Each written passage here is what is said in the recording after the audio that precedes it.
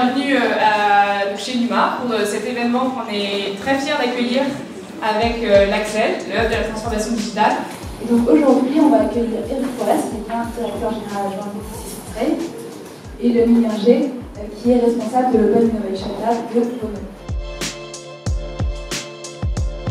Le Loft, c'est une offre qu'on a lancée à l'agence qui permet en fait pour nos clients annonceurs de mettre en place des équipes pluridisciplinaires avec les talents de l'agence et les talents externes pour alimenter tous les canaux, notamment sociaux, que les marques gèrent aujourd'hui. Ça a été lancé en janvier 2016. On continue de le déployer aujourd'hui avec Renault, qui en a vraiment fait un de ses outils de Content Factory, qui on l'a aussi testé et mis en place avec Garnier, BNP Paribas, Reventa. Alors il y a deux choses. Un, que Renault, qui nous avait mis au défi de trouver une réponse pour fabriquer du brand content en Always On, a été séduit et continue 18 mois après à toujours mettre en place cette solution.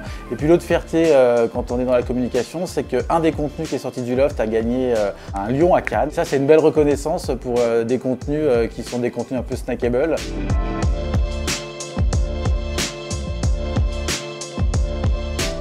Alors c'est fondamental, c'est-à-dire que c'est vrai que même nous, je le vois, on était encore jusqu'à présent trop distants finalement des fonctions RH au sein du groupe et c'est vital pour accompagner la conduite du changement et la réinvention de nos métiers.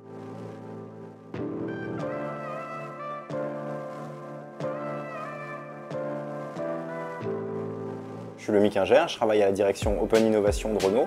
C'est une direction qui regroupe 3 labs, un en Silicon Valley, un à Tel Aviv et un à Paris qui s'appelle Le Square, qu'on a cofondé avec Nathalie Ray, ma collègue. Et Le Square, c'est une structure un peu bizarre chez Renault puisque c'est pas chez Renault. On a impulsé ça depuis Renault, on joue dans une ancienne concession qui est un garage en train d'être vendu.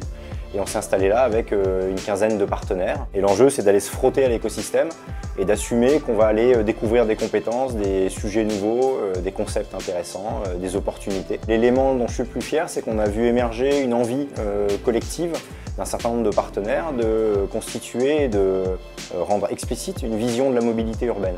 Et on a bricolé nous-mêmes en avançant une espèce de méthodologie pour poser qu'est-ce que c'est que la mobilité urbaine, c'est quoi les enjeux et c'est quoi les grands concepts et les grands sujets qui nous paraissent intéressants à aller creuser pour aller chercher des ruptures ou des idées un peu nouvelles.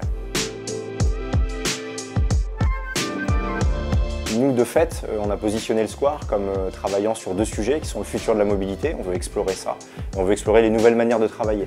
Donc tout sujet qui s'intéresse à comment le travail se transforme, qu'est-ce qu'il y a comme porosité nouvelle entre l'interne et l'externe, sont des sujets qui nous intéressent beaucoup. Et donc je pense que ce genre de problématique d'aller finalement se nourrir de tout ce qui a changé dans le monde en termes d'outils digitaux, mais aussi en termes de nouveaux process, de nouvelles manières de prendre des décisions dans les entreprises, va évidemment alimenter la manière dont on pense le travail. Donc je pense que tout ce qui va permettre de bouger ces lignes-là, de connecter, de partager aussi des bonnes pratiques, sera forcément intéressant. On va s'arrêter là pour aujourd'hui, je crois que vous avez une petite visite qui vous attend en plus.